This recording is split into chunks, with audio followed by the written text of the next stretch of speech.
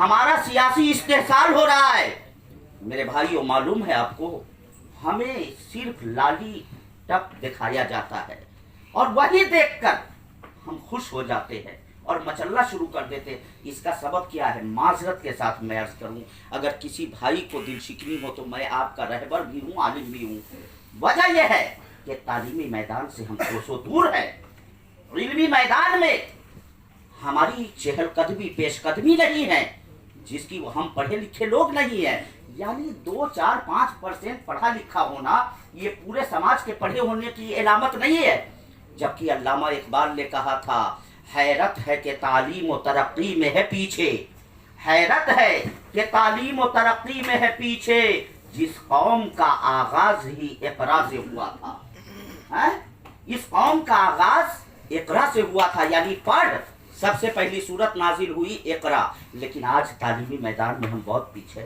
تعلیمی میدان میں پیچھے ہونے کا سب سے بڑا کارن یہ ہے کہ ہم تعلیم سے کوسوں دور ہیں، اس لیے سیاسی میدان میں ہم بہت پیچھے ہیں۔ سوچ اور سمجھ کی صلاحیت ہمارے اندر نہیں ہے۔ میرے بھائیوں، جو قوم سو جاتی ہے، جو قوم لاپرواہ ہو جاتی ہے، اس قوم کی تقدیر خراب ہو جاتی ہے۔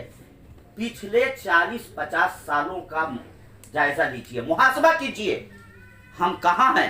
اپنے اپنے سینے پر ہاتھ رکھ کر کے پوچھئے۔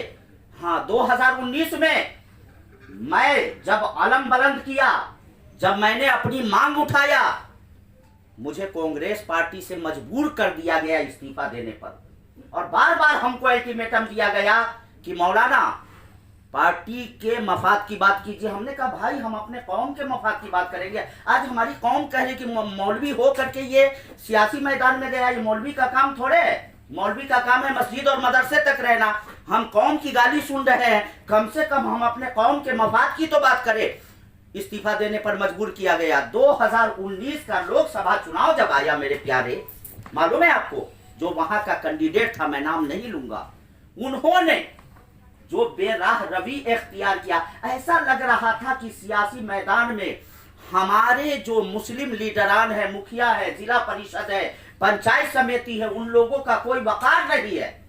جب ان سے سوال کیا جاتا کہ آپ میٹنگ میں ان سیاسی مسلم رہنماؤں کو کیوں نہیں بلاتے ہیں، یہی کہا جاتا تھا، اللہ شاہد ہے، کہ ان لوگوں کو پیچھے رکھو، نہیں تو اس کی وجہ سے ہمارا ووٹ خراب ہو جائے گا، ہمارا ووٹ اس کی وجہ سے خراب ہو جائے گا، اس لیے ان لوگوں کو پیچھے رکھو۔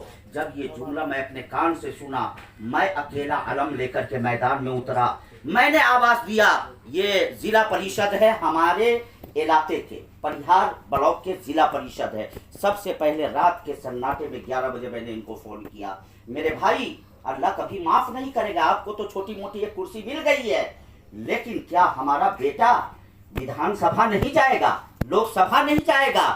یہ آدمی اپنی پوری ٹیم کے ساتھ پہنچا، ہمارے 50 احباب آئے، ہم لوگوں نے بیٹھک رکھا، کینڈیڈیٹ کو بلایا۔ جب ان کے سامنے ہم نے باتیں رکھی اپنی، تو انہوں نے ڈائریکٹ کہا، سب گواہ ہے، ہمارے پاس تصویریں موجود ہے، انہوں نے کہا کہ دیکھیے، یہ ہماری سیاسی حکمت عملی ہے، آپ لوگ نہیں سمجھ پائیے گا، آپ لوگ سوچتے ہیں کہ آپ ہم کو ووٹ نہیں دیجیے گا تو ہم نہیں جیتیں گے، ہم تو چناؤ جیت چکے ہیں، اور آپ اپنا ووٹ کہاں لے کر کے جائیے گا۔ یعنی ہم کو اتنا مجبور سمجھ لیا گیا ہے، اتنا بے بس سمجھ لیا گیا ہے کہ آج ہمارا کوئی سیاسی وجود نہیں ہے۔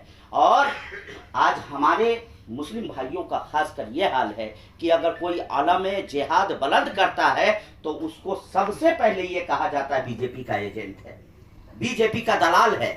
میرے ملت کے اسلامی بھائیوں، میں ہاتھ جوڑ کر اپیل کرتا ہوں، آج ہم یہ سیاسی لیڈران جو یہاں بیٹھے ہوئے ہیں، ہم لوگوں سے کل قیامت کے دن اللہ پوچھے گا، جو ہمارے قوم کی بے راہ روی ہے، انہیں محبت سے سمجھائیں، انہیں پیار سے سمجھائیں، انہیں محبت سے بتائیں، ان کے گھروں پر جائیں، ہوٹل پر، چوک چوراہا پر نہیں، جا جا کر کے انہیں سمجھائے بجھائے۔ آج ہماری سیاسی حصہ داری ہمیں نہیں مل رہی ہے، آج ہمیں سیاسی حق نہیں مل رہا۔